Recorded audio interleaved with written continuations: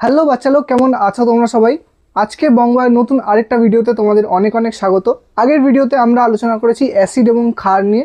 আজকের আমাদের main target হচ্ছে আমরা আজকে কভার করব সরল শর্করা আর প্রোটিন। আমরা জৈব উপাদান কী কী দিয়ে তৈরি হয়, কী কী হয়, কীভাবে সেটা কাজ করে, সমস্ত একদম ডিটেলে জানবো। তো চলো বেশি দেরি না করে শুরু করা যাক। একদম ফার্স্টে আসবো আমরা হচ্ছে সরল শর্করাতে। সরল শর্করা কোথা থেকে পাওয়া যায়? সাধারণত আমরা যে ভাত খাই, আলু খাই, এই সমস্ত জায়গা থেকে যে জিনিসটা আমরা খাচ্ছি ওটা হচ্ছে আসলে শর্করা। তো এই শর্করাটা কী দিয়ে তৈরি হয়, কেমন দেখতে হয়, এর রাসায়নিক গঠন কী, চলো জেনে নেওয়া যাক। তো আমরা যদি ফার্স্টে সরল শর্করা দেখি, তো এই সরল শর্করা হচ্ছে শর্করা মানে আমরা যে কার্বোহাইড্রেট বলি, যে কার্বোহাইড্রেট বা শর্করা যেটাকে আমরা বলি, তার হচ্ছে গঠনগত উপাদান। গঠনগত উপাদান মানে কি? এটা হচ্ছে সবথেকে ছোট পার্ট একটা কার্বোহাইড্রেটের, যেটা কিনা এই পুরো একটা কার্বোহাইড্রেটকে গঠন করে। তা এই শর্করাটা তৈরি হয় কি করে? এরকম একটা শর্করা হলো সরল শর্করা, যেটাকে আমরা সাধারণত গ্লুকোজ বলে থাকি। এই গ্লুকোজটার সংকেত হচ্ছে C6H12O6। তার মানে এখানে কার্বনের 6টা পরমাণু আছে, হাইড্রোজেনের 12টা পরমাণু আছে, আর অক্সিজেনের কটা পরমাণু আছে? 6টা পরমাণু আছে। তা এটা করেটা কি? এই যে গ্লুকোজ, এরকম 100টা বা তার বেশি, 100টার অনেক অনেক বেশি সংখ্যায় এই গ্লুকোজ পরপর জুড়ে জুড়ে আলাদা আলাদা ধরনের কার্বোহাইড্রেট তৈরি হয়। আমি যদি উদাহরণ হিসেবে বলি, যেমন হতে পারে স্টার্চ, যেমন হতে পারে গ্লাইকোজেন, ইত্যাদি ইত্যাদি। এই সমস্ত জিনিস কি হয়? এই গ্লুকোজ দিয়েই তৈরি হয়। তার মানে এই গ্লুকোজ, এক একটা গ্লুকোজ পরপর পরপর পরপর জুড়তে জুড়তে কী তৈরি হয় না, গ্লাইকোজেন, স্টার্চের মতো আলাদা আলাদা অনেক বড় সাইজের কার্বোহাইড্রেটগুলো তৈরি হয়। তা আমরা তো সংকেত জানলাম কি না, C6H12O6। তো এটা দেখতে কীরকম হয়? এটা দুরকম আমরা স্ট্রাকচার বা আকৃতি আঁকতে পারি। একটা আমরা মুক্ত শৃঙ্খল দেখব, যেটাকে আমরা লিনিয়ার স্ট্রাকচার বলি, আর এটাকে সাইক্লিক বা বদ্ধ শৃঙ্খল বলবো। তা আমরা যদি ফার্স্টে মুক্ত শৃঙ্খলটা আঁকতে যাই, তাহলে এর একদম ফার্স্টে আমরা লিখব C⋅O। আর যেহেতু কার্বনের 4টে হাত থাকে, আর এখানে অক্সিজেনের সঙ্গে 2টো হাত হয়ে গেল, এখানে একটা হাত 3টে হাত, আর এখানে হাইড্রোজেনের সঙ্গে একটা লেগে রয়েছে, তাই এটা হয়ে গেল কমপ্লিট 4টে হাত।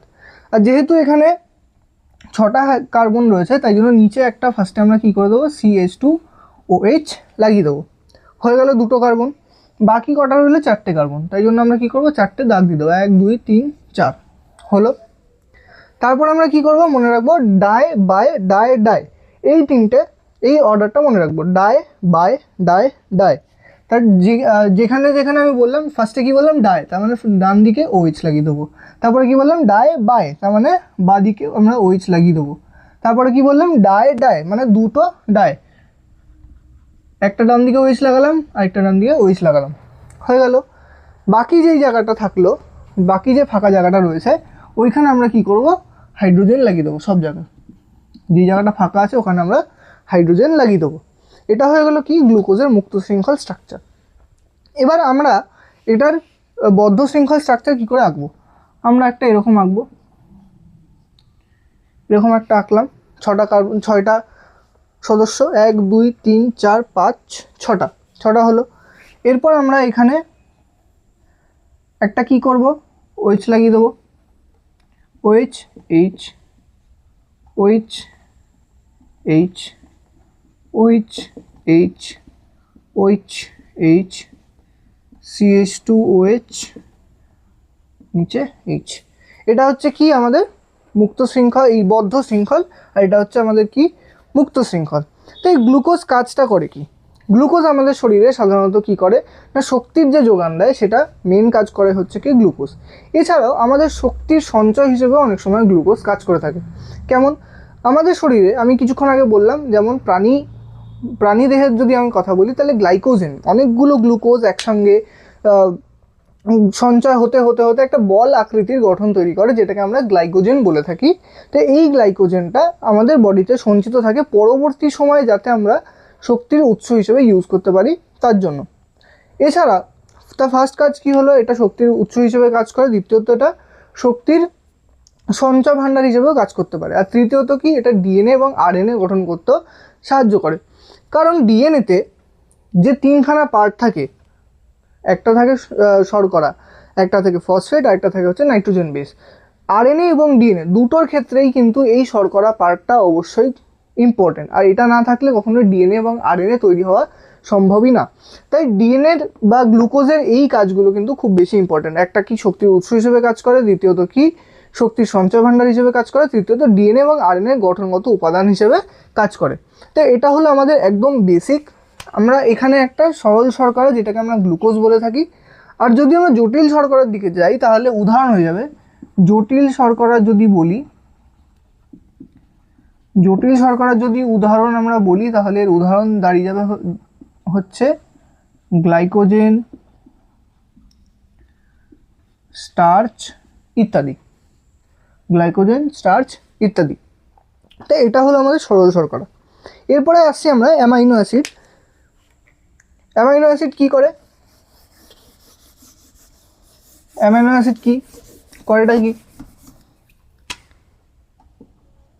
আসছি আমরা কি অ্যামাইনো অ্যাসিড। সরল শর্করার ক্ষেত্রে দেখলাম আমরা কি, এই সরল শর্করা পরপর জুড়ে অনেক বেশি জটিল শর্করা বা অনেক বড় সাইজের শর্করা অণু তৈরি করে। এই অ্যামিনো অ্যাসিড হচ্ছে প্রোটিনের গঠনগত উপাদান। মানে এই অনেকগুলো অ্যামিনো অ্যাসিড পরপর যুক্ত হতে হতে হতে হতে কি হয় না, একটা প্রোটিন তৈরি হয়। তা প্রোটিনটা কি, অনেকগুলো অ্যামিনো অ্যাসিডের গঠনগত শৃঙ্খল। কি প্রোটিন কি, অনেকগুলো অ্যামিনো অ্যাসিড দ্বারা গঠিত শৃঙ্খল। তাই এই অ্যামিনো অ্যাসিডটা দেখতে কেমন হয়, এটা কি, এটা সাধারণত কার্বন, হাইড্রোজেন, অক্সিজেন এবং কখনো অবশ্যই নাইট্রোজেন দিয়ে গঠিত হয়। তো এই অ্যামিনো অ্যাসিডটা কি, একে এক জায়গায় আমরা বলছি অ্যামিনো যেটা কিনা ক্ষারধর্মী হয়, আবার আরেক জায়গায় আমরা বলছি এটা অ্যাসিড। তাহলে আসল কি, কেন একে আমরা অ্যামিনো অ্যাসিড বলছি, চলো স্ট্রাকচারটা দেখি তাহলেই বোঝা যাবে। স্ট্রাকচারটা যখন আমরা আঁকতে যাব তখন আমাদের ফার্স্টেই আঁকতে হবে কি, কার্বন। কার্বনের 4টে হাত হয় জানি, 1 2 3 4, 4টে হাত। একটা হাতে থাকে হচ্ছে COOH, আরেকটা হাতে থাকে হচ্ছে কি না NH2। এখানে আমি NH2টা উল্টো কেন লিখলাম, কারণ এই যে অ্যামিনো গ্রুপ হয়, NH2 যে গ্রুপটা হয়, এই NH2 গ্রুপের নাইট্রোজেনের সঙ্গে কার্বন বন্ড বা সমযোজী বন্ধন গঠন করে। তাই জন্য আমরা এখানে NH2টা উল্টো লিখলাম, কারণ কার্বন আর নাইট্রোজেনের মধ্যে লিঙ্ক রয়েছে। আমরা যদি এরকম লিখি NH2, এরকম লিখলে হয়তো নাম্বার কেউ কাটবে না, কিন্তু হিসেবভাবে এটা ভুল, কারণ এইখানে কি দেখাচ্ছে, কার্বন হাইড্রোজেনের সঙ্গে বন্ড করে আছে, কিন্তু আসলে কার্বন হাইড্রোজেনের সঙ্গে কখনোই বন্ড তৈরি করে না, ও নাইট্রোজেনের সঙ্গে বন্ড তৈরি করবে এই ক্ষেত্রে অ্যামিনো গ্রুপের জন্য। আর বাকি একটা হাতে থাকে হচ্ছে হাইড্রোজেন, আরেকটা হাতে থাকে হচ্ছে আর। এই আরটা কি হবে তার উপর ডিপেন্ড করে হচ্ছে কোন অ্যামিনো অ্যাসিডের কথা বলছি। এখানে যদি আর হাইড্রোজেন হয়ে যায় তখন আমরা একে বলবো হচ্ছে কি গ্লাইসিন। যদি CH3 হয়ে যায় তাহলে আমরা একে বলবো অ্যালানিন। এরমভাবে এই আর গ্রুপটা কি হবে তার উপর ডিপেন্ড করছে হচ্ছে এই পুরো অ্যামিনো অ্যাসিডটার নাম। তো এবার এটা তো আমরা দেখলাম অ্যামিনো অ্যাসিড দেখতে কেমন হয়, কোন কোন মলিকিউল থাকে, কি কি থাকে। এবার কোশ্চেন হচ্ছে আমরা একে অ্যামিনো অ্যাসিড কেন বলবো। এখানে কি রয়েছে, অ্যামিনো গ্রুপ, এটাকে আমরা কি বলি, অ্যামিনো গ্রুপ। আর এটা হচ্ছে কার্বক্সিল গ্রুপ,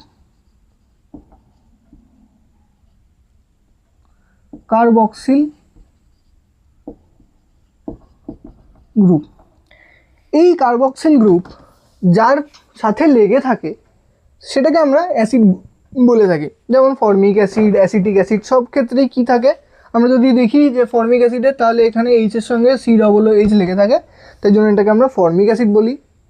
সেমভাবে যখন এই পুরো গ্রুপটার সঙ্গে COOH লেগে রয়েছে তখন এটাকে আমরা কি বলবো, অ্যাসিড বলবো।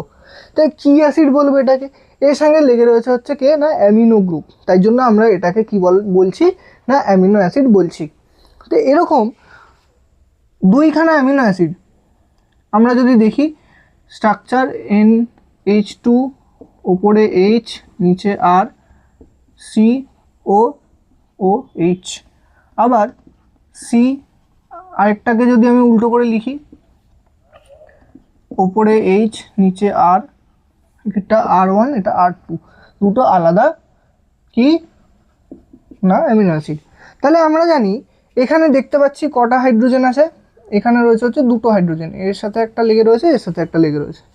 এবার যদি আমরা এই COOH এর OH-টা আর NH2 এর একটা হাইড্রোজেন মিলিয়ে জল বার করে দিই, তাহলে এরা পরস্পরের সঙ্গে জয়েন হয়ে যাচ্ছে বা এক ধরনের সমযোজী বন্ধন তৈরি হচ্ছে এদের মধ্যে।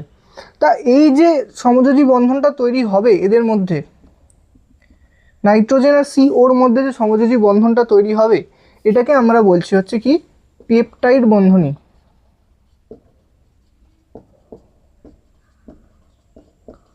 পেপটাইড বন্ধনী, এই পেপটাইড বন্ধনী অনেকগুলো মিলে মিলে মিলে, মানে পেপটাইড বন্ধনীর আসল কাজটা কি, দুটো অ্যামিনো অ্যাসিডকে পরস্পরের সঙ্গে জয়েন করা। এইভাবে অনেকগুলো অ্যামিনো অ্যাসিড পরস্পরের সঙ্গে জয়েন হয়ে হয়ে হয়ে হয়ে হয়ে অনেকটা একটা বড় চেন তৈরি করে, যেটাকে আমরা সাধারণভাবে বলে থাকি হচ্ছে প্রোটিন। আমাদের যদি অ্যামিনো অ্যাসিডের উদাহরণ দিতে বলে, তাহলে আমরা গ্লাইসিন, অ্যালানিন এই দুটো কিন্তু উদাহরণ হিসেবে দিয়ে দিতে পারবো। যদি আমাদের জিজ্ঞাসা করে যে কেন এর নাম অ্যামিনো অ্যাসিড, তাহলে আমরা এখানে ডিরেক্ট বলে দেবো যে এখানে একটা অ্যামিনো গ্রুপ রয়েছে এবং একটা কার্বক্সিল গ্রুপ রয়েছে, তাই জন্য এর নাম হচ্ছে অ্যামিনো অ্যাসিড। কেমন স্ট্রাকচার হয়, কোথায় কি লেগে থাকে, কার এই আর কি হবে তার উপর ডিপেন্ড করছে কি না এই অ্যামিনো অ্যাসিডের নাম কি হবে। যদি RH হয় তাহলে এটা গ্লাইসিন, যদি CH3 হয় তাহলে এটা অ্যালানিন। তাহলে এটা হচ্ছিল আমাদের একদম ডিটেলড নলেজ অ্যাবাউট সরল শর্করা আর কি না অ্যামিনো অ্যাসিড। এইটুকু আজকের জন্য রইল। তোমরা যদি চ্যানেলে নতুন হয়ে থাকো তাহলে অবশ্যই তোমরা সাবস্ক্রাইব করে যাও, আর যদি তোমাদের ভিডিওটা ভালো লেগে থাকে তাহলে অবশ্যই লাইক করে দাও, আর যদি কোনো বন্ধুর এরকম তোমার ভিডিওটা দরকার থাকে তাহলে অবশ্যই তাকে শেয়ার করে দাও। তো আজকের জন্য এইটুকু, থ্যাংক ইউ সো মাচ।